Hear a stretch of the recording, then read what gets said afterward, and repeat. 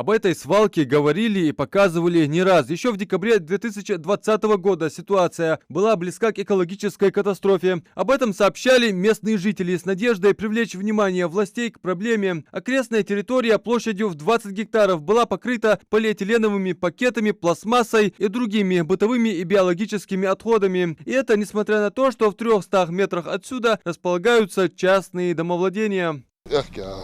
وواخش حاري شلتها حج وزواج خلش الدنيا تخندوا أجدا موزي تيقر جيش بيعملوا حمد سجر حلش واش أمريكا قلبي إسوالك زعياخر صنطق بارغتو يرحني عش جرسكو شرطة يعج ميير يقول لس أدرس جرسكو ميير خذ مشت متر 200 300 ونخي نوخش عقوس جزري حج إزبال خلش. Сегодня картина изменилась до неузнаваемости. О том, что здесь когда-то располагалась мусорная свалка, сразу может понять лишь специалист-эколог. В этих конусах создана так называемая чаща с гидроизоляцией. В них и локализовали все эти горы отходов, собранные с более 20 гектаров. Сначала делается тело свалки, то есть собираются все отходы, послойно они уплотняются, чтобы меньше биогаза было.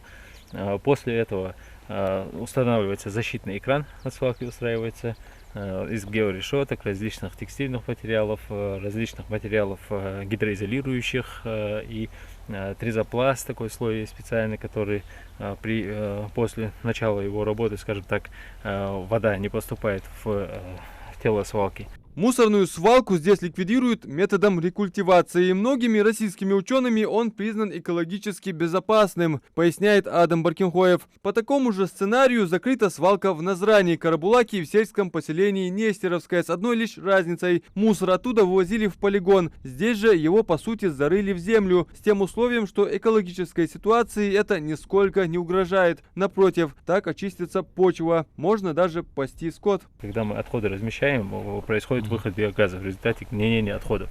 В данном случае эта возможность вообще минимальная, потому что с 2018 года, благодаря местным жителям, которые организовали контроль на этом участке, на свалку не завозились отходы, и они практически стабилизировались. Но в любом случае проектная документация предусматривает установку системы дегазации. Вот дегазация у нас уже установлена, почвой мы уже закрыли практически большую часть свалки. На первом конусе остался небольшой участок, который нужно закрыть почвой.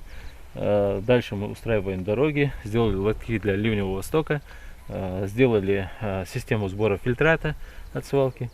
Ну, в принципе, основная работа сделана, более 90% мы работы уже выполнили. Рекультивация мусорной свалки проводится в рамках реализации федеральной программы «Чистая страна» нацпроекта «Экология». Работы здесь начали в 2021 году. К декабрю текущего года планируют закончить. После того, как мы дорогу сделаем, почву полностью отсыпем, посеем траву, после этого уже мы проведем демонтаж всех конструкций, которые временные здесь есть, забор, плиты, вот эти, это все. Там тоже положим почву и полностью засеем травой. В итоге у нас будет 3 пригорка таких, на которых будет расти трава. Они будут, мониторинг будет осуществляться в течение 4 лет после окончания рекультивации свалки на этих участках. Это что означает? Это в случае, если не приживется трава, новую высаживать будут, поливать будут траву. Вот. Вся эта работа будет вестись в рамках биологического этапа рекультивации 4 года. Годовое количество отходов в России составляет 30 миллиардов тонн. 95% из этого числа остаются гнить на полигонах твердых бытовых отходов, а на переработку отправляют всего 5%. Региональные экологи ставят перед собой цель ликвидировать все свалки в республике. Стоит отметить, что таковыми считаются порядка 12 межпоселенческих мест сбора отходов, устранение которых не предусмотрено в рамках нацпроекта «Экология». Однако по планам Минприроды Ингушетии их включат в отдельную федеральную программу. Адам Мережков, Мухаммад Белакиев, новости 24.